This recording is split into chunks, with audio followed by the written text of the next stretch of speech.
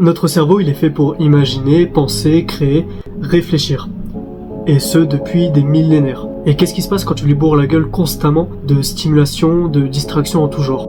Bah c'est simple, si tu fais pareil avec un ordi, même s'il est puissant, il arrive un moment où il peut plus gérer toutes ces données, toute cette rentrée d'informations, et il va commencer à ralentir. Puis arrivera un moment où il sature complètement, et il sera incapable de fonctionner normalement. Et c'est exactement ce qui se passe aujourd'hui. Et en fait, le cerveau, il aime bien être stimulé, il aime bien cette source de dopamine, et il se pose pas forcément la question si c'est bénéfique ou non. Et en soi, consommer du contenu, c'est facile. Mais agir, bouger, reprendre sa vie en main, dire non à la gratification instantanée, là ça se complique. Et quand tu scrolles sur les réseaux, que tu regardes la télé, que tu écoutes de la musique, ton cerveau en soi, c'est comme s'il est en mode téléchargement. T'essayes d'ingurgiter un maximum d'informations, et aujourd'hui, les niveaux de concentration ils ont drastiquement chuté. Et le pire c'est que maintenant, tout le monde doit se plier à la règle. On doit toujours surenchérir, toujours ajouter plus d'effets, plus de montage, plus de sous-titres, et c'est comme ça. On vit dans un monde d'attention. Si je capte ton attention, bah je peux t'influencer et te faire acheter mon produit. Mais étant donné que la plupart des gens ils ont le niveau d'attention d'un poisson rouge, bah il va falloir faire des cuts, du montage, des effets qui vont stimuler ta dopamine. Et le pire, c'est que tout ça, ça fait un cercle vicieux. Tu veux être stimulé, on te donne de la stimulation, du coup tu t'accommodes à ce niveau de stimulation, donc t'en veux plus, t'en veux plus, t'en veux plus, et c'est un cercle sans fin. Et tu trouves la vie fade vu qu'elle est pas en format vertical, avec la saturation au max, un gameplay en bas, des sous-titres au milieu et des cuts toutes les 2 secondes.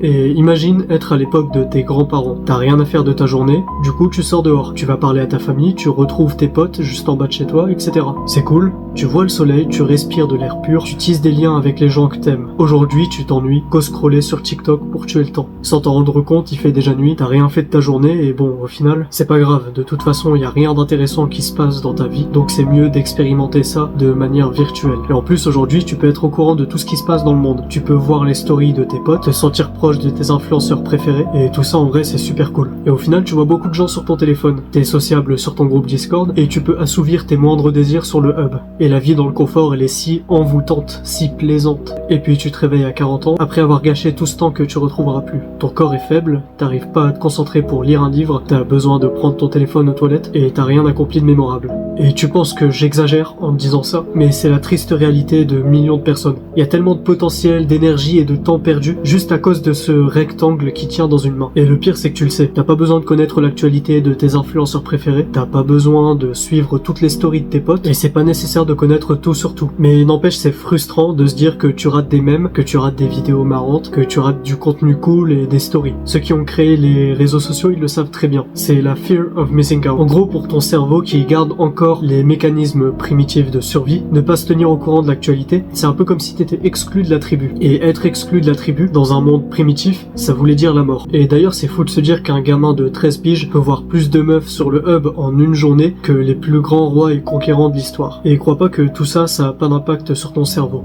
Ce truc qui est dans ta tête, il fait pas très bien la part entre le réel et l'imaginé, voire même maintenant le virtuel. Par exemple, quand tu penses à quelque chose, que t'as la visualisation dans ta tête, bah pour ton cerveau c'est un peu comme si c'était réel. Si tu t'imagines en train de manger un chocolat, bah tu vas automatiquement saliver. Et au bout d'un moment, ton cerveau, bah il comprend pas pourquoi tu vois et t'entends tellement de gens pour au final n'avoir aucun lien avec eux. Et rappelle-toi que ton cerveau il a mis des centaines de milliers d'années à évoluer. Du coup oui, les réseaux sociaux te feront te sentir seul. Parce qu'au bout d'un moment, tu te rends compte que tu te lies avec un monde virtuel qui n'existe pas pour toi sur l'instant présent. Tu vois toutes ces richesses et toutes ces beautés, et ton cerveau il aime ça. Mais au final, quand t'éteins ton téléphone, il se rend compte que tout ça c'est bullshit. Sur les réseaux, tu peux voir le meilleur comme le pire. T'es bombardé d'informations extrêmes, et en plus, tout est fait pour que ce soit encore plus extrême grâce à du montage, à de l'hypersexualisation, de l'hyper-richesse, et tout récemment grâce à l'IA qui donne de moins en moins de limites à ce monde virtuel. Et dans tout ça, ton cerveau il essaie de trouver sa place. Pour lui c'est simple, t'entends Andrew Tate qui te crie You're broke! You're fucking poor! Tu vois David Goggins qui te dit que tu t'entraînes pas assez. Tu vois, je sais pas, Inoxtag qui gravit des sommets. Tu vois des meufs qui montrent leurs séances jambes avec leurs boules en plein devant l'écran. Et après, quand tu vas vivre ta vie, bah ton cerveau il se demande qu'est-ce qui se passe. Et il va faire son job pour te rappeler à quel point ta vie elle est misérable. Et au final, tu te compares constamment aux autres sans même le vouloir. Après, en vrai, c'est sûr qu'Andrew Tate est plus riche que toi et moi. Et c'est sûr aussi que David Goggins est ultra fort mentalement et physiquement. Mais là n'est pas le problème. Ce que je veux dire, c'est que les réseaux sociaux te forcent à te comparer aux autres. Et à te comparer avec une réalité exagérée. Tu veux pas te comparer avec le connard d'à côté.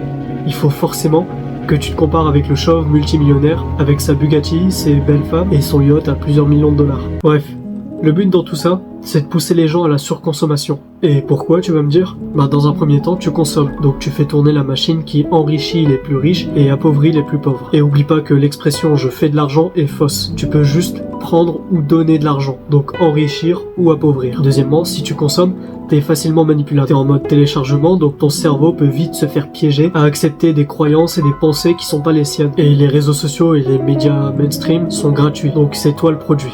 Et plus précisément ton temps et ton argent. C'est aussi plus facile de contrôler les masses si elles écoutent tout sans broncher. Pour te trouver un exemple très peu probable et très loin de la réalité, on peut imaginer qu'on nous mette un faux vaccin, un couvre-feu, nous obliger à bosser jusque notre mort, instaurer une inflation de fou et préparer les plans du World Economic Forum devant nos yeux sans que les gens se réveillent. Et troisièmement, si tu passes ton temps sur les réseaux sociaux ou toutes sortes de distractions, c'est du temps perdu, du temps que tu retrouveras pas et du temps que t'as pas investi sur toi-même pour te construire, t'assurer un meilleur avenir et devenir une meilleure personne. À la limite, tu peux utiliser les réseaux sociaux pour créer du contenu au lieu de consommer. Et sur cet aspect, les réseaux sociaux ils sont excellents pour bâtir ou entretenir un branding. Bien évidemment, il n'y a pas que du mal sur les réseaux et si tu as une relation saine avec, libre à toi. Mais n'oublie pas que ton temps il est précieux et que toutes ces distractions elles sont là pour te berner, te réduire à l'état d'esclave et à devenir un énième engrenage dans la machine. Et dans ce monde, certes on a besoin d'ouvriers, on a besoin de médecins, on a besoin d'ingénieurs, d'architectes, etc.